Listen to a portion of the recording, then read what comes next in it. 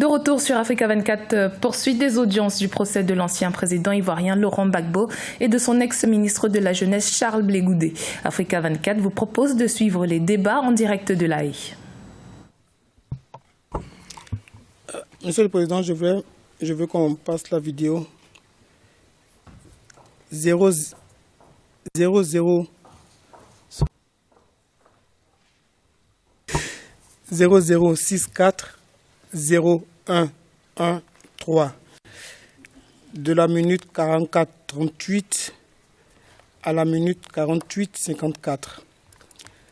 Le transcript c'est 0086 1028. C'est public.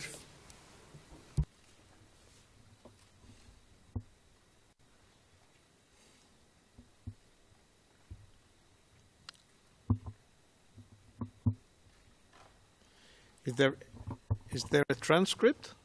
Le Président, est-ce que vous avez une transcription de cet extrait? Monsieur MacDonald. Oui, Monsieur le Président. Il existe une transcription que nous avons montrée lors de notre interrogatoire principal. Le Président, bien. Dans les démarches et les préparatifs avant ce grand rassemblement. Les épouses des forces de défense et de sécurité, représentées par les compagnes des chefs des grands commandements, ont reçu la visite du ministre Charles Blé Goudé. Elles qui vivent quotidiennement dans l'angoisse lorsque les maris sont sur le théâtre des opérations, surtout par ces temps troubles. Elles qui tiennent haut le moral de leurs époux engagés dans le combat pour la défense de la nation. Charles Blé Goudé a voulu à ces dames accorder la considération du peuple en les invitant solennellement au grand rassemblement prévu demain au stade Champoux en l'honneur de leurs hommes. Avant cela, Charles Blé Goudé est allé apporter des vivres aux unités d'intervention de la police nationale chargées de sécuriser la ville d'Abidjan qui résiste depuis 2 mois aux tentatives de subversion et d'insurrection orchestrées par la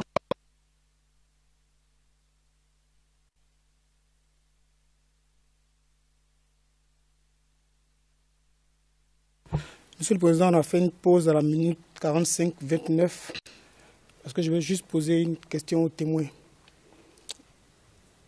Est-ce que vous avez remarqué le monsieur en vert blanc à côté de monsieur Charles Blé Goudé? Tu lui remets une enveloppe. Vous l'avez remarqué? Je ne vois pas très bien. Vous voulez qu'on rejoue la vidéo? Vous voulez qu'on rejoue avant à 2 secondes près? Je puisse peut-être identifier, sinon je ne vois vraiment pas qui c'est. Non, je ne vous demandais pas le nom de la personne. Ma question est celle-ci. Est-ce que vous voyez un monsieur en t-shirt vert blanc qui remet une enveloppe à monsieur Charles Blé Goudé? Oui, je vois. Merci. On va continuer de jouer la vidéo. La bande armée des 2 anciens premiers ministres, Ouattara et Soro. Les policiers ont été remerciés et encouragés par le ministre Charles Blé Goudé pour leur détermination patriotique dans ce combat avant-gardiste au cours duquel la Côte d'Ivoire a une responsabilité historique.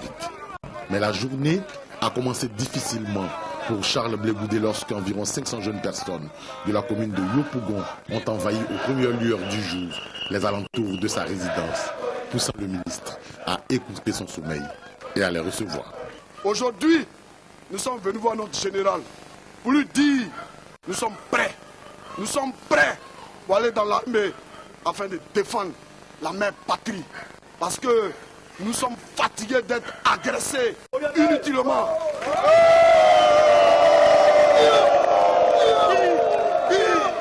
Pour Charles Blé Goudé, le président de la République, Laurent Gbagbo, et son armée tiennent bon et ne laissent aucune place à la fébrilité aussi. Le pays, la Côte d'Ivoire, si la situation l'exige, sera défendu sans faiblesse ni calcul. Je ne veux pas de guerre dans ce pays. Quand je dis je ne veux pas de guerre dans ce pays, ça ne veut pas dire que je suis faible. Mais je le dis encore à ceux qui ont des oreilles, je ne veux pas de guerre dans ce pays. Raila Odinga, qui se promène de pays en pays, si vous ne le connaissez pas, il a vécu exactement la même situation qu'en Côte d'Ivoire, au Kenya. Au moment où le président kenyan disait qu'il a gagné les élections, Raila Odinga disait aussi qu'il a gagné les élections. Et il a accepté d'être Premier ministre pour éviter la guerre au Kenya. Ce qu'il a évité au Kenya, est-ce qu'il veut créer en Côte d'Ivoire? On ne peut pas l'accepter. Des milliers de jeunes comme vous brûlent dans leur chair depuis leur chambre, depuis leur maison, avec ce qu'ils attendent. C'est mon devoir de porter ce message-là à celui qui est à la tête de notre armée, pour qu'il comprenne qu'il n'est pas seul. Et que derrière, il y a une jeunesse qui est prête. En ce moment précis, ce qui se passe là, ça ne dépasse pas pour le moment la capacité du chef de l'État. Ça ne dépasse pas pour le moment la capacité de notre armée.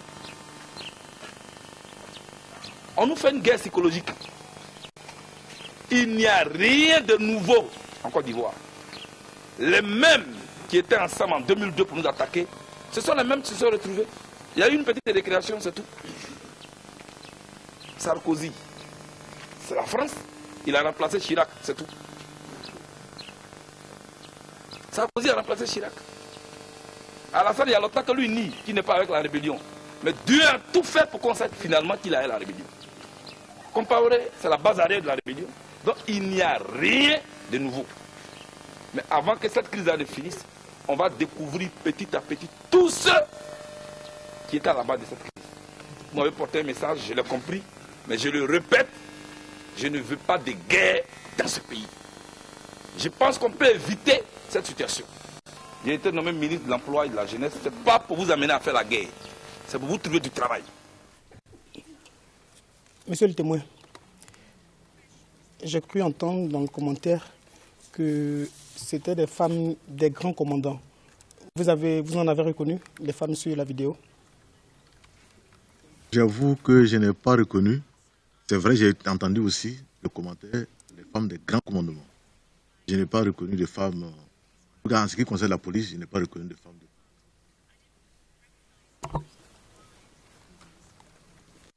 Monsieur le témoin, je vais vous poser une question d'ordre culturel. Est-il habituel en Côte d'Ivoire qu'une autorité remette de l'argent à des forces de l'ordre au vu et au su de tout le monde à l'occasion, par exemple, d'une cérémonie? Est-ce que c'est habituel? C'est vraiment exceptionnel. C'est vraiment... Le président. Maître Knops, nous n'avons plus qu'une question à poser et ce sera Maître Hendry qui posera cette question. Le président, très bien. Maître Hendry, c'est à vous.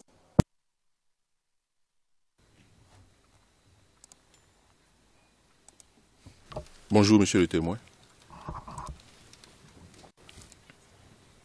Bonjour, maître. Comme l'a dit donc Maître Knops, il y a juste une question à vous poser. Mais je voudrais appeler le document CIV OTP 04 48 1 3 03.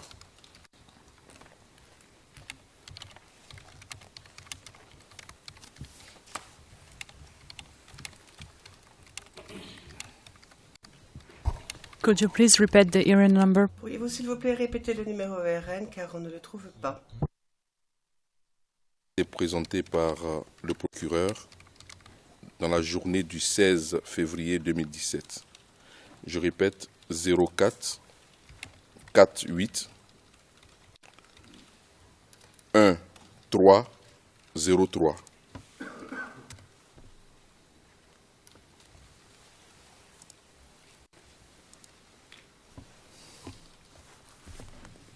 It's 0048. C'est 0048 et pas 0448. Je pense que le greffe m'a mal entendu, sinon j'ai dit 0048.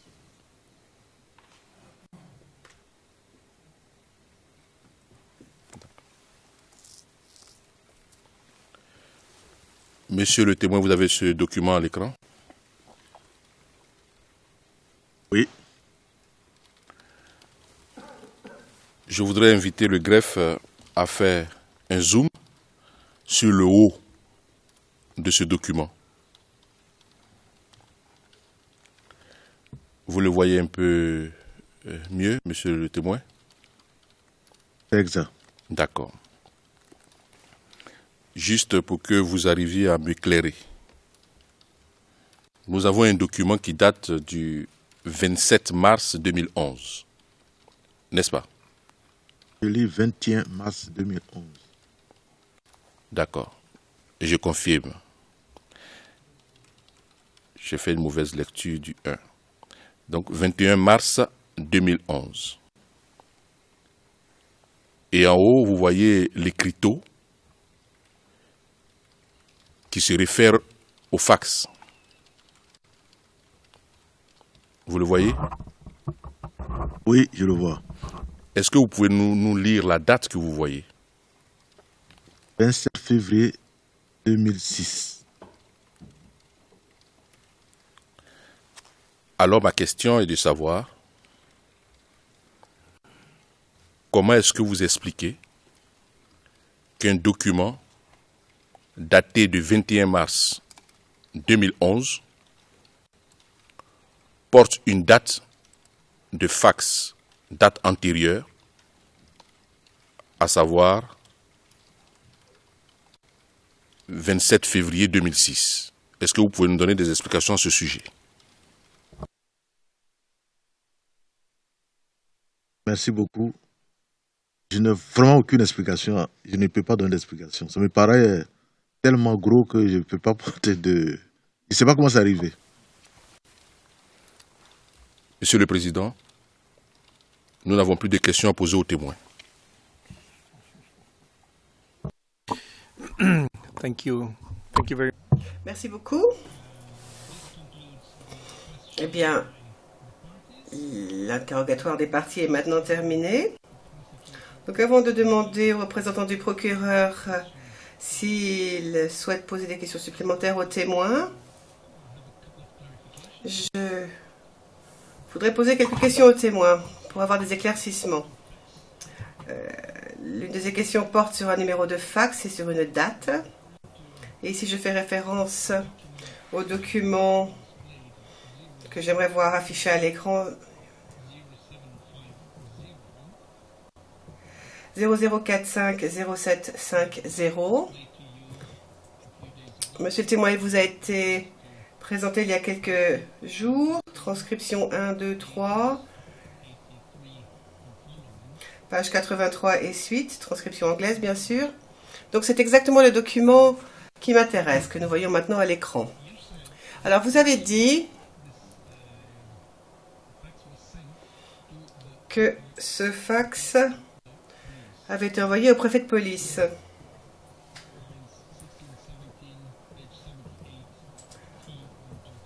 Donc, transcript 123, lignes 16 et 17, page 78. Or, je vois deux numéros de fax. Est-ce que vous reconnaissez ces deux numéros de fax?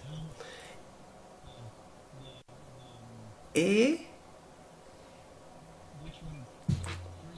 pouvez-vous nous dire quel est le numéro où le fax a été envoyé en premier et ensuite en deuxième, si possible?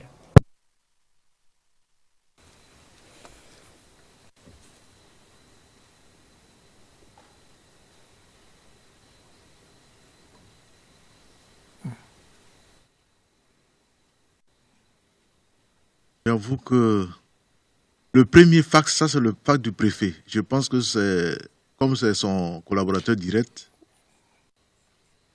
il a dû envoyer le fax, le premier en haut, c'est le fax du préfet. Ça doit être le premier interlocuteur à qui il a envoyé ce fax. The 225 number. Le numéro en 223, le numéro qui commence par 223, c'est cela? C'est dessus. 225, surprend l'interprète. 225? Je ne vois pas ça. Je vois plutôt... Oui, 225, yeah. Oui, je vois. 225. Yeah. 20 22 41 76. Yes. Ça, c'est le fax du préfet. Je pense que ça doit être la première personne à recevoir ce fax. Et peut-être quand il a reçu, il a dû envoyer, parce que là on voit from, ça veut dire que c'est parti de ce fax. Blanc, il ne comprend pas bien. En général, quand on fasse un document, on a celui qui envoie et on voit le numéro de celui qui reçoit. Enfin, je ne vois pas bien le deuxième là. Comment c'est. Peut-être que ça a été travaillé 2 fois. Je n'ai pas d'explication particulière sur ce document-là.